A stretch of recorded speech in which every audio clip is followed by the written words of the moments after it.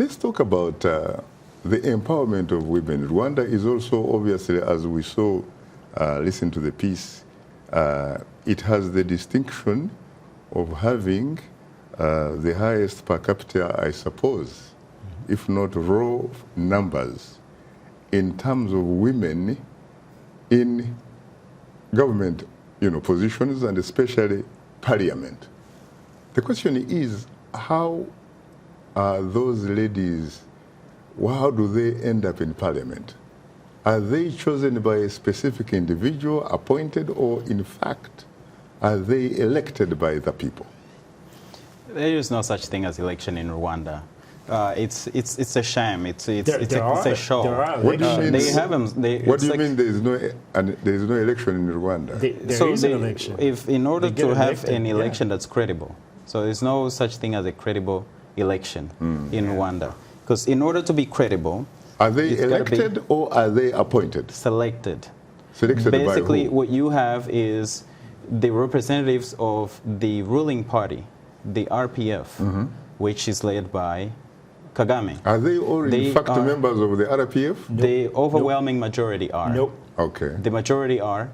And the rest of them are those who have decided to work under the umbrella that the RPF has set up. So are you suggesting that they owe allegiance to the appointing authority 100%. and not 100%. their constituencies? Because the opponents, the opposition, the opponents who are credible and who have been repressed really badly, Bernard Ntaganda, PS Imberakuri, he does not have members of parliament in the government.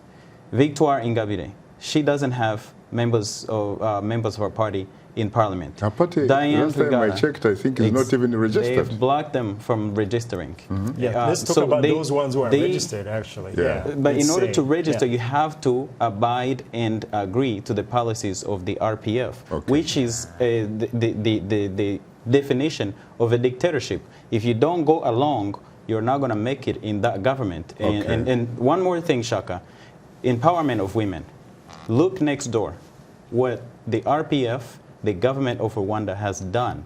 Invaded the Congo, started this war that's killed over 6 million people. The majority are children under the age of 5, and hundreds of thousands of women have been raped. What are those women in parliament in Rwanda saying about that? Dr. Denis Mukwege, when he won the Nobel Peace Prize, he said that we should have a justice process to prosecute and go after those who were documented in the UN mapping report that was released in 2010. What are those women who are empowered in Rwanda's parliament saying about these women? I think we need to have a special edition on that issue.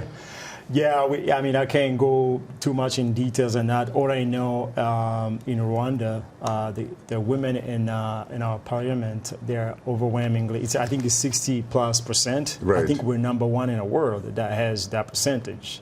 And then there's no any other meaning to that. It's because statistically, it has shown that any family that's led, that has, the women has the responsibility in that family, that has a meaning. Let's say, meaning what I mean is having a job. You can provide your family. There is a higher success rate that family will not go of hunger or anything, that household would do well. Jacques, it can also be agreed, by the way, that at least in terms of symbolism, it is also very good, very uplifting for the girl child to be able to see the aunts and what have you in positions of power. But what about those who will say that what we are talking about here really is women who have positions and ranks but have no authority? I would say in case of Rwanda, I think those women, I'm definitely, I'm going to disagree with what Claude said about the women in Rwanda. I think the women in Rwanda, they have a powerful task